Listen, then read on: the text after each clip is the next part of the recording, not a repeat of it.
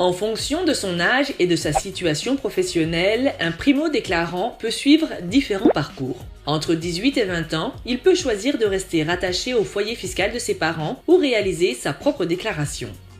Entre 20 et 22 ans, il est obligé de réaliser sa propre déclaration de revenus, mais peut demander à rester rattaché au foyer fiscal de ses parents. Entre 23 et 26 ans, la déclaration personnelle est également obligatoire. Il ne peut rester rattaché au foyer fiscal de ses parents que s'il est encore étudiant. Au-delà de 26 ans, réaliser sa propre déclaration est obligatoire. À partir du moment où un primo-déclarant n'est plus rattaché au foyer fiscal de ses parents, il doit réaliser sa déclaration de revenus personnels, même en cas de non-imposition. Pour commencer, le primo-déclarant doit se munir de son revenu fiscal de l'année N-1 et se rendre sur le site impôts.gouv.fr pour créer son espace particulier.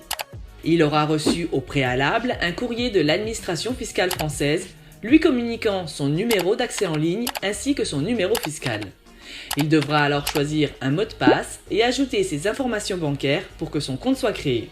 Dans le cas où il n'aurait reçu aucun courrier de la part de l'administration fiscale, il peut se procurer une déclaration papier sur le site impôts.gouv.fr ou auprès du centre des impôts et la renvoyer par courrier.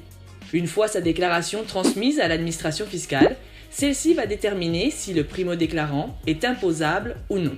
Si oui, il recevra par la suite un avis d'imposition indiquant le montant de l'impôt dû ainsi que le taux de prélèvement à la source qui lui sera désormais appliqué. Sinon, on lui fournira simplement un avis de situation déclarative confirmant sa non-imposition.